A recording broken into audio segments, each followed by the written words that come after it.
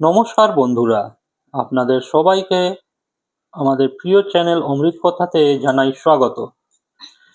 বন্ধুরা, আজকে আমরা খুব গুরুত্বপূর্ণ কথা বলবো, যেটা ঘুম ভাঙার পর কিছু কাজ যেটা করণীয় নয়। সকালে ঘুম ভাঙার পর এই 3টি কাজ ভুলেও করবেন না। মা লক্ষ্মী রুষ্ট হন, জীবনে আসবে চরম দারিদ্রতা।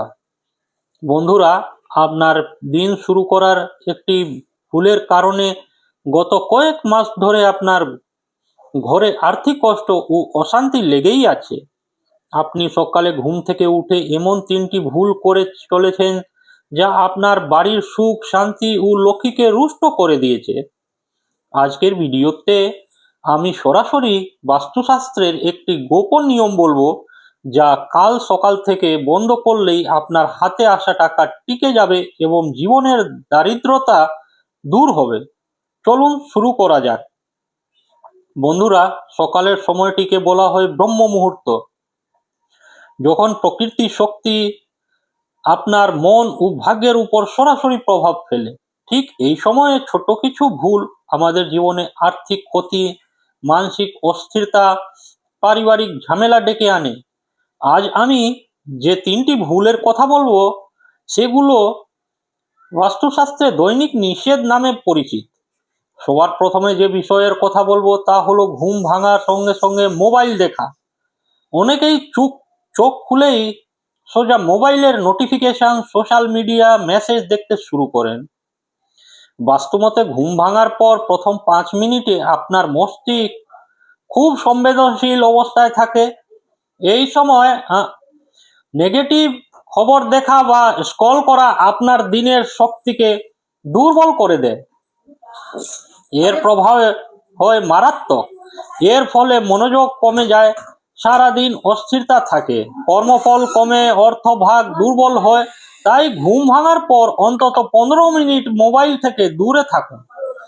ঘুম ভাঙার পর নিজের 2 হাত দেখুন এবং মনে মনে বলুন, মা লক্ষ্মী, আমার দিনটি শুভ এবং সফল করো। শাস্ত্রে বলা হয়েছে, ঘুম থেকে উঠেই 10 সেকেন্ড নিজের হাত দর্শন করলে লক্ষ্মী, সরস্বতী এবং গোবিন্দের আশীর্বাদ মেলে। তাই বন্ধুরা, সকালে ঘুম ভাঙার সঙ্গে সঙ্গে অনুগ্রহ করে মোবাইল ফোন দেখবেন না, বরং নিজের হাত দর্শন করুন এবং আপনার ইষ্ট দেবতাকে স্মরণ করুন। দ্বিতীয় যে বিষয়টি কথা বলবো তা হলো বিছানা এলোমেলো রেখে দেওয়া। বাস্তবতে এলোমেলো বিছানা মানে অস্থির শক্তি। যে ঘরে বিছানা গোছানো থাকে না, সেখানে লক্ষ্মী কখনোই স্থায়ী হন না। এর ফল কি হয়? ঘরে অর্থ সঞ্চয় হয় না, খরচ বেড়ে যায়, বাড়ির সদস্যদের মধ্যে মনোমালিন্য বাড়ে। ঘুম থেকে উঠে প্রথম কাজ, চাদর ভাঁজ করুন, বালিশ ঠিক করুন, ঘর আলো বাতাসে ভরিয়ে দেন। এটি মাত্র 2 মিনিটের কাজ, কিন্তু এর ফল অত্যন্ত শুভ হয়। বন্ধুরা, তৃতীয় যে বিষয়টির কথা বলবো তা হলো পা না ধুয়ে রান্নাঘর বা পুজো ঘরে যাওয়া। বাস্তুশাস্ত্র মতে ঘুমের সময় দেহে যে স্থির শক্তি জমা হয় তা সকালে পা ধোয়ার মাধ্যমে নেমে যায়। পা না ধুয়ে রান্নাঘর বা পূজার ঘর গেলে সেই অশুভ শক্তি ঘরে নেতিবাচকতা তৈরি করে। এর ফলে বাড়িতে অশান্তি লেগেই থাকে, স্বাস্থ্য সমস্যা হয় এবং আর্থিক ক্ষতি হয়। এর সমাধান, ঘুম থেকে উঠে প্রথম 2 মিনিট পা ধুয়ে নিন, সম্ভব হলে মুখ জল দিয়ে ভিজিয়ে দিন। এর ফলে শরীর, মন এবং ঘরের শক্তি ইতিবাচক হয়। বন্ধুরা, বাস্তুশাস্ত্র বলে প্রভাতে অতি শুদ্ধ শক্তি প্রবাহিত হয়। যে ঘর নিজেকে প্রস্তুত রাখে সেই ঘরেই লক্ষ্মী প্রতিষ্ঠান হন। এই কারণেই পুরনো যুগের মানুষ সকালবেলা মেঝ ঝাড়ু দিতেন, জল ছিটিয়ে পবিত্র করতেন, প্রার্থনা করতেন। এতে এক ধরনের চৌম্বক শক্তি তৈরি হয় যা আর্থিক স্থিতি বৃদ্ধি করে। আপনি চাইলে প্রতিদিন সকালে এই 3টি কাজ করতে পারেন। এক, আপনার ঠাকুর ঘরের একটি প্রদীপ জ্বালান। দ্বিতীয়, বাড়ির প্রধান দরজায় হাত ছুঁয়ে প্রণাম এবং তৃতীয়, 11 বার ঠাকুর ঘরে বসে ওম শ্রীং মহালক্ষ্মী নমঃ এই মন্ত্রটি জপ করতে পারেন। মাত্র 7 দিন যদি আপনি এই পরিবর্তনগুলি করেন, তাহলে আপনি নিজেই উপলব্ধি করতে পারবেন আর যে তিনটি ভুলের কথা বলা হলো, অর্থাৎ ঘুম ভাঙা মাত্রই মোবাইল দেখা, বিছানা এলোমেলো রেখে যাওয়া, পা না ধুয়ে রান্নাঘরে যাওয়া, এগুলি যদি আপনি কাল সকাল থেকে বন্ধ করতে পারেন তাহলে দেখবেন আপনার খরচ কমবে, অর্থ জমতে শুরু করবে, বাড়ির পরিবেশ শান্ত হবে, আপনার ভাগ্য রেখা উজ্জ্বল হতে থাকবে। যদি আগামীকাল থেকে এই তিনটি ভুল বন্ধ করেন তাহলে প্রথম সপ্তাহেই আপনার মন শান্ত হবে, কাজের গতি বাড়বে, ছোট সমস্যা কমবে, প্রথম মাসেই অর্থ প্রবাহে উন্নতি আসবে, অজানা বাধা দূর হবে, বাড়িতে শান্তি আসবে এবং 3 মাসের মধ্যে বড় কোনো আর্থিক সুযোগ আসবে, পরিবারের সমৃদ্ধি আসবে, লক্ষ্মীর কৃপা স্থায়ীভাবে লাভ করবেন। বন্ধুরা, সকালে ঘুম ভাঙার সঙ্গে সঙ্গে নিজের অজান্তেই অনেক মানুষ এমনটা বলেন যে আজ আমার মনটা খারাপ, আজকে খুব চাপ, আজ কিছুই ভালো যাবে।